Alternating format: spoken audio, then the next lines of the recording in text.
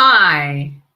So welcome. I'm going to be doing this video is to share with you the 3 phases for losing weight, because I believe it is a very confusing subject because there is so much different advice out there, so many different diets, or people encouraging you to do different exercise regimes to lose weight. And I just want to explain the whole process, because although, yes, I advocate a low carb, high fat, more ketogenic diet, that's not forever. And a lot of people misunderstand the keto diet and then wonder why they're not losing weight. So I just want to try and explain what it's all about, because at the end of the day, dieting is a multi-billion pound a year industry, right?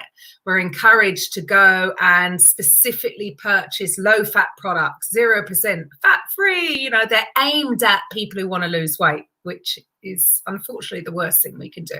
There are so many products out there that people are encouraging you to buy because they think that you're going on a diet. So I just want to dispel a few of the myths.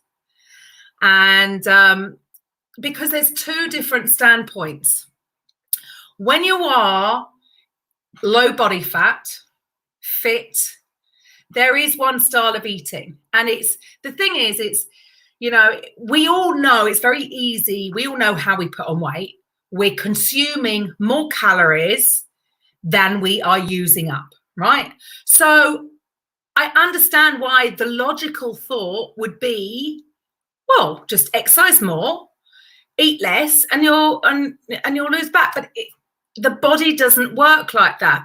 It does work for it. If you're gonna, I don't care what diet you go on, if you've lost the weight, you could still rebound if you went back to eating too many calories versus what you're using in day-to-day activities and exercise. Yeah, that's with somebody who is balanced hormonally, low body fat. It is like that. However, when you are overweight, it's a very different story.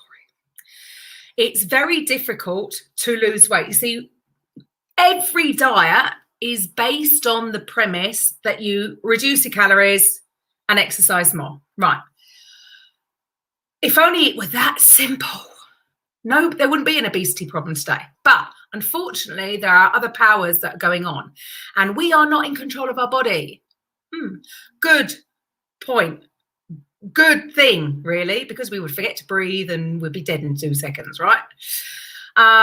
Subconscious doesn't care what you look like. Doesn't care if you think you've got your bum looks big in that dress. It doesn't care. It wants to survive. So what happens if you do reduce and exercise more? All of a sudden, you might lose a bit of weight in the beginning, but when the body comes to balancing the books, it's going to slow everything down and say, excuse me, I think that is my, oh no, it's not. I thought it was my car alarm going. So the body will say things like to, all the different systems, the nervous system, circulatory system, respiratory system, guys, we need to find a way of surviving on less calories at the end of the week, because this chick is eating every 3 hours. So we know we're not starving, but there's a deficit in calories. So we've got to find a way of surviving on less. So it balances the book by slowing everything down, which is why a lot of people can get tired when they go on a diet, a bit moody because it affects emotionally, normally because they're cutting their fat down, because we were all told that fat is bad and we need, especially if you need to diet, then we need to cut out the fat, right? It doesn't work. I think we all know it doesn't work, because I'm sure there's loads of people that have tried that method in the past and it's not worked, or they've lost the weight and then just regained it, because they're going to. Because if you're surviving on less and then you go back to eating the normal, okay, you're back into that surplus again. You're gonna gain weight. So what is the solution? Who wants to be on a diet for the rest of their lives? I certainly don't. Yeah, wouldn't it be nice to just get the job done and move on? So the 3 phases. Phase 1, I believe, is that all you need to do is switch fuel source. Now that sounds simple, but unfortunately it takes time. There is no magic pill. There is no quick fix. You've got to do it by reducing the fuel that you're currently using, the fuel that your body is currently addicted to, which are carbs. You know, we've been told we need carbs because they're energy. Yes, that's true. But also fats and energy. But in the last 60 years, and it is really, I'm not saying, you know, carbs haven't been around longer, but in the last 60 years, our diet has changed so drastically with the introduction of processed foods, cereals, the breakfast cereal. Oh my goodness, whose idea was that? All these things that we never used to eat years ago. You've got to remember that we wouldn't have survived. I honestly believe we wouldn't be here now if 3 million years ago, or however long we've been on this planet, we started out with the diet that we're having right now. Okay, we would have survived. We survived on protein and fat, pretty much. Very little carbs. Some vegetables, some fruit if they found them. But you know what? The Inuits are probably the healthiest people on the planet. And not that I'd want to live in an igloo, and I certainly wouldn't want to eat what they eat, which is pretty much raw reindeer, fish and fat. But from a health point of view, they're very, very healthy. No vegetation even. Go figure. But our diet has really drastically changed in the last 60 years. I mean, there's a lot of money in it, isn't it? Everything is packaged. It's all fake food, manufactured, processed food. It's very little natural about it. So back in the 60s, we were suddenly told fat is bad. It's going to cause heart attacks. So reduce the fat to under 30, and 55% should be coming from whole grain cereal, pasta, bread, rice, or potatoes, plus whole grain cereal, all these starchy carbohydrates. And then if you look at the data, back in the 60s, the average BMI was under overweight, what is classed as overweight, which is 25. Okay, and women had an even smaller one. We look at now, women are obese, men aren't far behind. So what has changed? You think maybe, you know, we were more manual labourers. It's not to do with the exercise.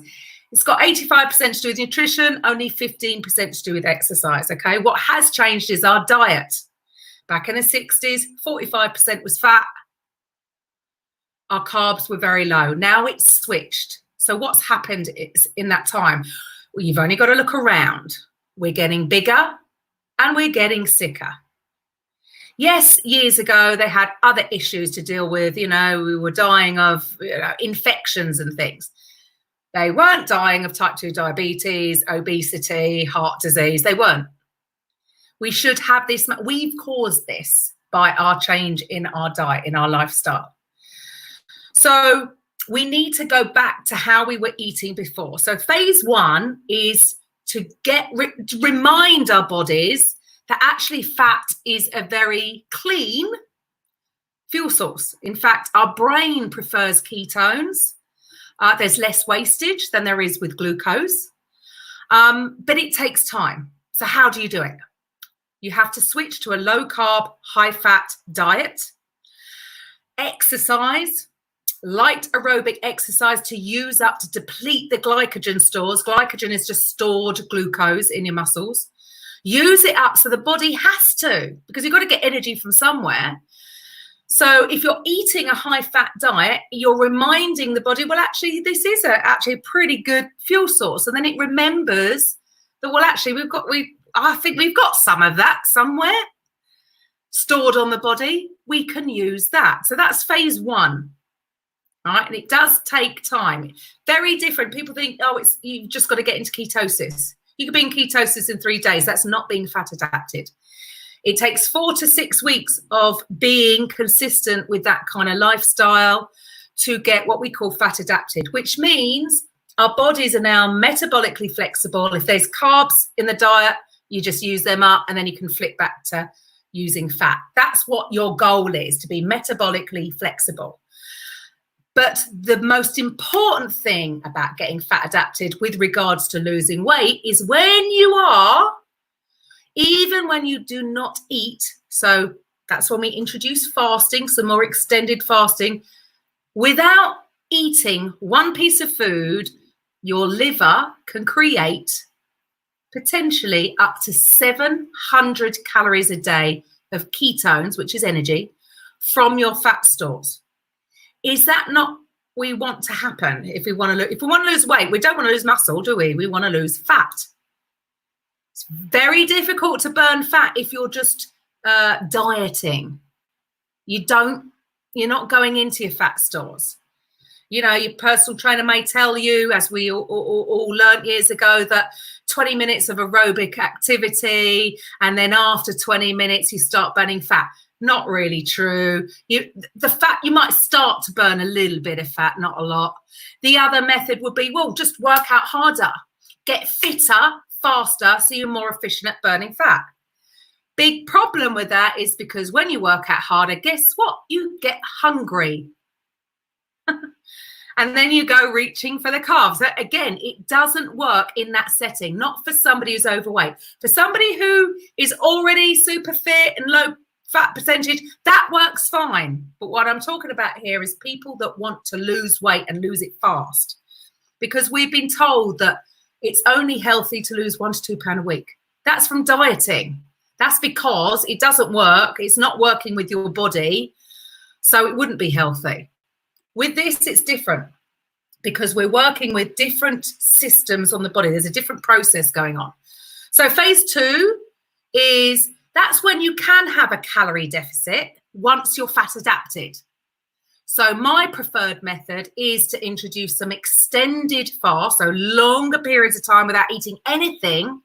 And the reason for that is that there are lots of health benefits attached to fasting, far better than dieting. Very, very different. Something happens to the body when it's had nothing, rather than giving it something every 3 hours. Totally different process the body goes through. You see, Dr. Ashumi, he is a Japanese cell biologist. He won the Nobel Prize in 2016 for his research on this, which I have personally studied and got certified in. And his research is fascinating because what he found is that after 19 hours of going without food. Now, for some of you, that seems like impossible. I couldn't go 19 hours without food. No, you couldn't if you were using glucose as a fuel. But if you were fat adapted, you could do it because, as I said, your liver would be creating energy, food, basically, from your fat stores, because that's what it is. It's stored food. So when 19 hours hits, your body has a self-recycling system in the body.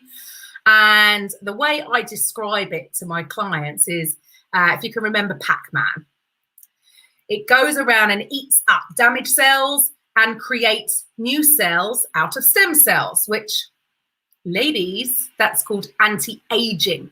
Hi, Sarah. So that's a good thing, right? We want that process to be triggered, but it only gets triggered at 19 hours. Also, what else happens with autophagy? As soon as a bacteria, or guess what, a virus enters the body, boom, it's on it.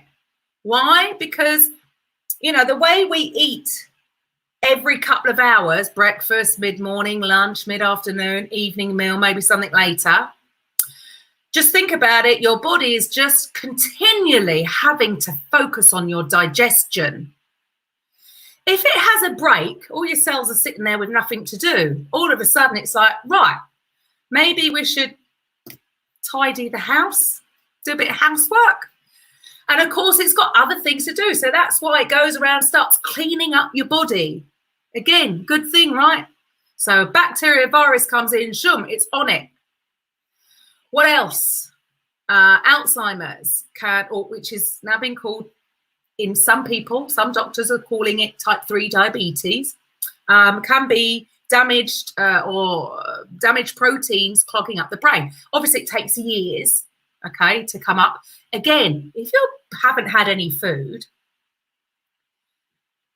there are two things your body requires, really. And one is essential amino acids, protein, that's the building blocks of life. Number two, essential fatty acids. So there's no such thing as an essential carb, funnily enough.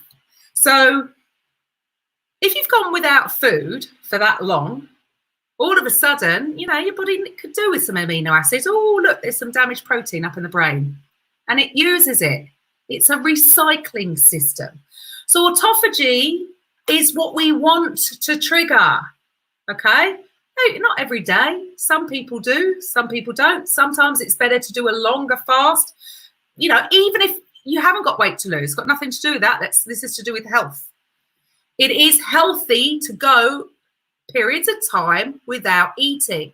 But we have been so conditioned, so brainwashed to believe that's bad for you. You know, skip breakfast. Breakfast is the most important meal of the day. No, it's not. No, it really isn't. So longer periods of time triggers autophagy. We want autophagy. It heals us. You know, the body can heal itself when it's put in the right position and when it's not having to focus on digestion 24/7. You know, give it a rest and the body will heal. So phase two, so phase one is switch fuel sources. Phase two is now start adding in some fasting where you're not starving because you got 700 calories a day at least from your liver, from your fat stores, that it has to be taken to the liver to be turned into ketones to be used, okay? So that's phase two. You're going to drop weight fast. Now, for a lot of people, they'd think you don't want to lose weight fast because you'll get loose skin. No, you don't when you add extended fasting in, because again, like what I said about the brain, guess what loose skin is? Protein. So by going long periods of time without eating and actually triggering autophagy, the body will start using up those damaged proteins, loose skin, and recycling them. Okay, so that's phase two. You can drop weight super fast. I lost 42 pounds in 90 days. My own daughter at the moment, I think she's lost 17 pounds in 4 weeks and 2 days because it's that phase, okay? Phase three is maintaining. So this is where people get confused. They think they've got to be keto the whole of their life. I only use keto for the first 4 weeks with my clients. And the only reason I do keto is to get them fat adapted. Then we start reducing the fat. And once you've achieved your weight loss goal, now you can slowly increase the carbs. And obviously you should already have been lowering the fat. So you're still going to be low carb, high fat, but not the extreme of keto. Because keto is 75% of your whole day's food coming from fat, 20% from protein, which is just moderate, and 5% from carbs. Okay, so that's, you know, really I recommend keeping your carbs under 20 grams. Okay, that's when you're wanting to lose weight. When you're maintaining, you can increase that to between 30 and 50 grams a day. I will never go higher than that. So it doesn't mean that I'm never going to eat an ice cream again, or it's rubbish. It's rubbish. I do things for the reason to lose it. And now, yeah, I'm probably never going to eat a piece of toast again. I'm probably pasta. I doubt it. My your carb intake can increase, and you don't need so much fat from the diet. You still want it fairly high, not the 30 grams, 30% they tell you. Fat is good. So that's the 3 phases. Okay. And that's the reason why this is The whole process behind this isn't the calories in, calories out. It's hormonal. Because when you eat carbs and protein as well, insulin is released. Insulin is what I call the fat controller. He's in charge of where that energy goes. So this is the difference between people eating little and often. Insulin is constantly in your body. So insulin, when insulin's around, it's telling your body to store the food, store the food, store the food, store the food. If you want to lose weight, that's really no good to you. You want to be burning it. We're designed to eat food, store, stop eating, use. But in this day and age, nobody goes long enough without food, and they can't because they're addicted to sugar. Get fat adapted first, phase 1. Then do it, phase 2. Phase 3, move on with your life, right? That is it. But what else is going on? You see, there are other things that your body needs, okay? Number 1 is electrolytes. So a lot of people will fast and they'll just do a water fast or add coffee. Personally, I believe that we need a little bit more than that. And electrolytes, which is sodium, calcium, magnesium, potassium. Very important to get sodium and potassium balanced. Okay. These electrolytes are they're the spark of life. And potassium, sodium together in water is very important because that actually hydrates your cells. So when people think they've got to drink all this water, they're drinking 2 litres, 3. I've heard people say they're drinking 5 litres. You think, why? That's like all you're doing is going to the toilet and pulling the flush. You're flushing your system, and actually you're flushing all the good minerals out of your body.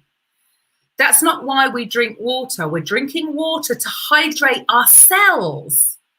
So potassium and sodium are the essential minerals that are in charge of pushing the water into the cells and hydrating them. So electrolytes are super, super important. Magnesium you can put in the bath. Epsom salts is magnesium. Or you can get magnesium flakes. It's just a different type of magnesium. But by having it in a hot bath, your pores are open. It can get straight into the bloodstream. And the extra bonus of that is if you're craving chocolate, you're possibly low in magnesium. So electrolytes are obviously an important part of this, especially when doing extended fasts. So what else is important? Obviously, we need vitamins and minerals. I think Linus Pauling, another Nobel Prize winner, stated that every disease stems from a mineral deficiency. Very possibly. The problem with today is that the land has been farmed and farmed and farmed and farmed and farmed. And by law, the farmers only have to put back a certain amount of the minerals, not all the minerals or trace minerals. So we could be very depleted in minerals. And if you really think that getting, say, an orange from a supermarket, there's going to be enough vitamin C in it, did you know that, they keep these things in dark rooms without oxygen or sunlight? They can be stored for a long, long time. Unless you're picking them from the tree or you're picking them from a local farm, it could be careful what I say here. You may not be getting everything you think you're getting when you study nutrition and you know how much zinc or vitamin C or whatever is in a certain veg or fruit. If they tested them now, I don't think they'll be getting the same results. So obviously there are vitamins we need, minerals, phytonutrients. But you know what? Like myself at the beginning of this epidemic, rushed out and bought some supplements because I knew I needed to boost my immune system. But you know what? How do you know if they're working? You don't. We're going on blind faith. Now, I over the years have spent a lot of money with different supplements, but, we don't know. We don't know because for instance, A lot of the people that are suffering with COVID-19, we now know where the data is coming out. They, some were very, very low in vitamin D. So I know we live in the UK, so we don't get a lot of sun, although we say that since we've been in lockdown, we've got loads of sun.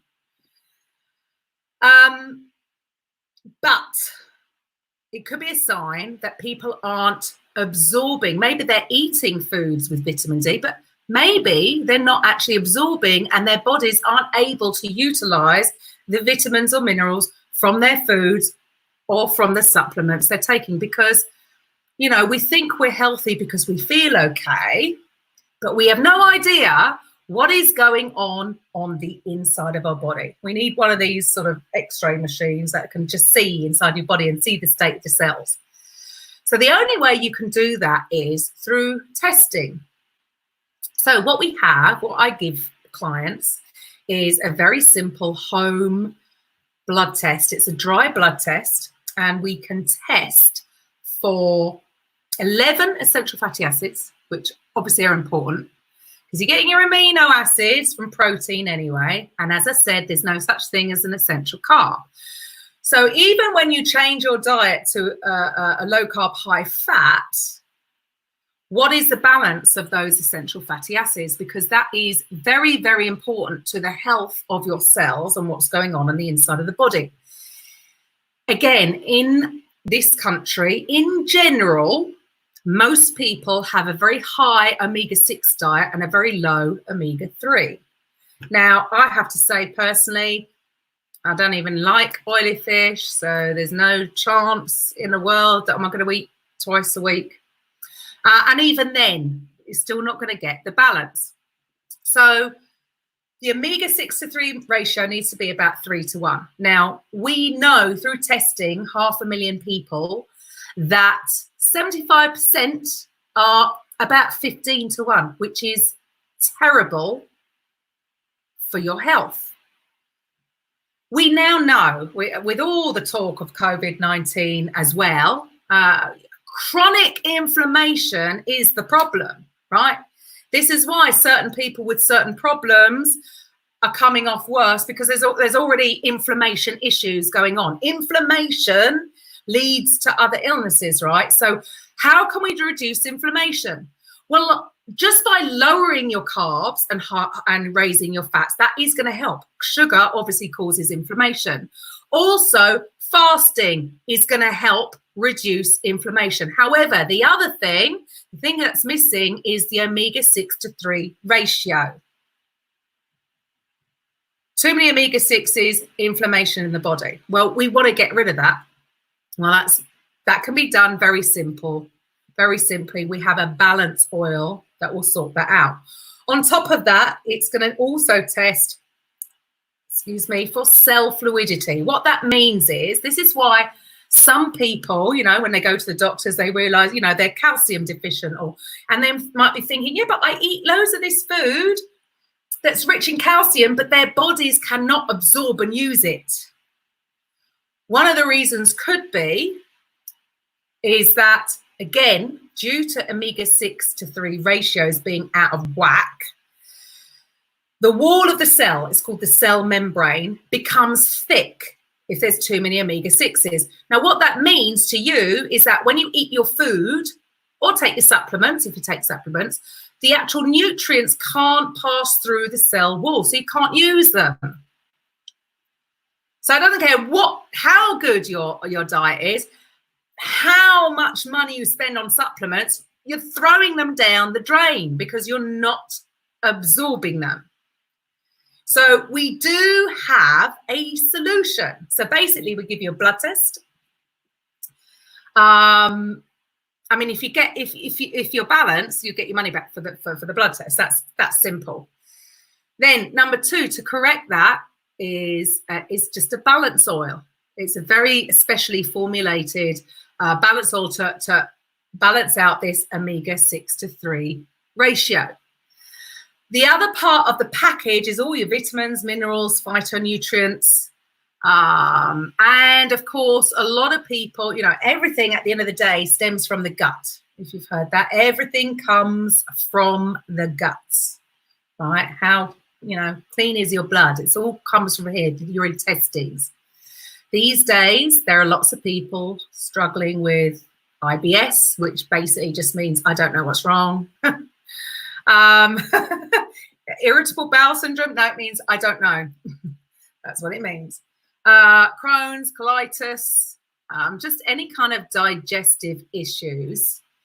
I know, I would have, would just take a probiotic. Anybody who's had antibiotics, that's all going to be out of whack. You really should take a probiotic. But what is actually even better, because people don't eat enough fiber anyway, is a prebiotic to then fill the intestines with a specially formulated fiber to encourage your body to create the healthy bacteria. This helps lower blood sugars. So all this together, by following this kind of lifestyle, low carb, high fat, fasting, adding these products to it to be healthy on the inside and the out.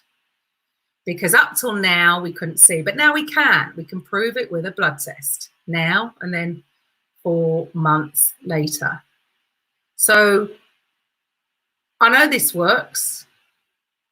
I know for losing weight, it really is essential. Even taking the products by themselves, you will probably balance out quite a bit anyway. Because again, when you give your body what it needs, which are essential amino acids, essential fatty acids, then the vitamins and minerals, the phytonutrients, and the healthy bacteria. That's what our body needs. It doesn't need carbs. Carbs are new to the, we don't need them. There's no such thing as a healthy carb. Your liver will always create enough glucose. There are certain things in the body that need glucose, but your liver will create enough for your needs. You don't need to have it. You're still, even if you were keto, you would still get about, still going to get 20 grams per day. I'm just going to try. I can't read any of the comments. Oops, turn that down. Hi, Fraser. Oh, haven't heard from you in a while. I am very well, thank you. Hope you're safe over there. So yes, this is all in. It's all about keeping you healthy. It's not just about weight loss. You see, another problem that we're finding from the data coming out with COVID-19 is that a lot of people, a lot of the deaths, they had type 2 diabetes. That is brought on because too many carbs, and then you're producing too much insulin and you become insulin resistant. This program, by switching your body to use fat as a fuel, guess what the other advantage is? You're reversing type 2 diabetes. Yes, it can be done. I have a client who lost, what'd she lose? 1 stone and 8 pounds, I think. And she halved her meds.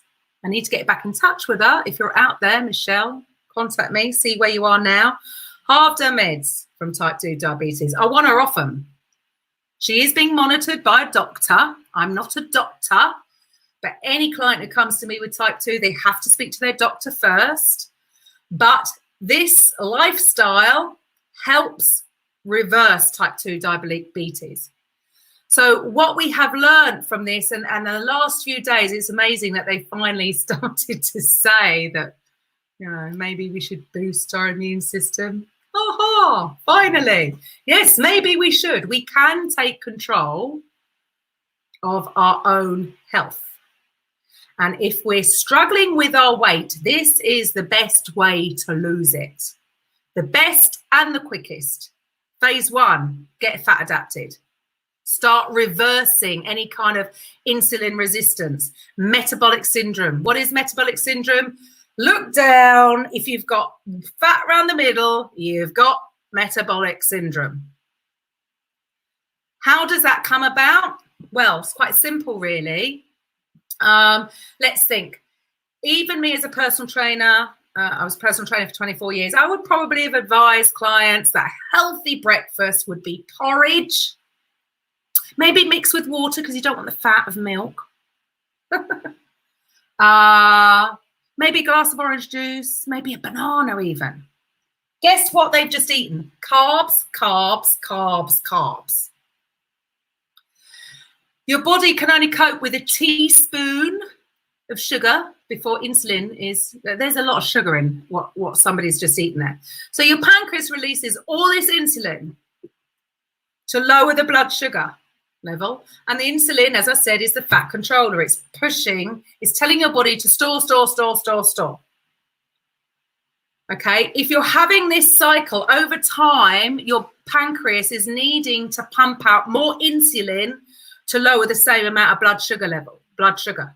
The trouble is these days is the test for type 2 diabetes is fasted blood sugars. That's like at the end of the line when you have definitely got type 2 diabetes, but you could have for 5 to 10 years prior to that more insulin resistance, as in you know each month your pancreas, every time you eat something, it needs to release more insulin. So you're on your way. So what's interesting, is that I think I read, correct me if I'm wrong, it was over 30% of the deaths, they had type 2 diabetes, insulin resistance, too many sugars, too many carbs. What I would love to see the stats of is the rest of them, were they insulin resistant? Were they pre-diabetic? Because again, they can't see, you know, unless they test you for, they do an insulin test, you're not going to know. They test you when it's basically too late. Too late. So this isn't just about losing weight to, you know, so that your bum doesn't look big in that dress. This is actually about cellular health, being healthy on the inside and the outside. Now, you can do this on your own. It's very simple. There are loads of things out there. You can look for keto recipes to start. So my recommendation is start keto for at least 4 weeks and combine it with fasting. Again, I only recommend building up slowly to fasting. So week 1, skip breakfast. Week 2, so eat in an 8-hour window. Week 2, maybe eat in a 6-hour window. Week 3, maybe eat in a 4-hour window. Same amount of calories. You're not cutting out food. You're not lowering your calories. You're just changing the way you eat. And then maybe week 5, you can add in 1 full day fasting a week. Maybe the next week, 1 2-day fasting a week. Because once you're fat adapted, you can then fast. Then you're going to drop the weight. You could even do alternate day fasting and you're not going to be hungry. And you're going to have all the health benefits that autophagy bring. Then once you've reached your goal, it's just finding that balance. How many carbs a day? Increase the carbs. You don't need so much fat now from your diet. Protein stays the same always because you need protein. You need your amino acids. You're going to drop weight and drop it fast. But also, I really recommend looking at your cellular health. If you would like more information about that, what I am offering is my program for free. I have a program where the first 6 weeks is already mapped out. Daily recipes, weekly grocery lists, and every day you'll get a short video, which is just drip feeding you info. Because when we understand why we're doing something, it's easier for us to stick to. So it's educational. It's down to your nutrition. It's also about mindset. You know, are you an emotional eater? How do you think and feel about yourself? I'll give you tools. I'll give you a morning ritual to do every day that will have a knock-on effect to your life. That is all in, and I'm offering it for free with the products. Now, before lockdown, I would have at least 2 double espressos in a high street coffee shop a day. The products equate to 1. Would you sacrifice 1 coffee for cellular health, gut health, and boost your immune system? Do you think that's a fair trade? And if you want to lose weight on top, you get everything in for free. If that interests you, send me a message. Send me a private message. I can talk to you on the phone, explain it a little bit further, and you can get started. So I hope you found this of value. I hope you got a lot of value from this. You know, everybody can do this on their own. You can go and find keto recipes. The reason I normally charge for this, it's more to do with accountability, because it's a lot easier when I have a private group, and I do have one-to-one sessions where I actually get on the phone and check, you know, what's your plan today? And okay, maybe we can switch that out, change that. Some people need that. Some people can do it on your own. No problem. But if you would like to know more information, just send me a message on Facebook, and I will promise that I will get back to you. Hope you found this of value. See you again. Bye.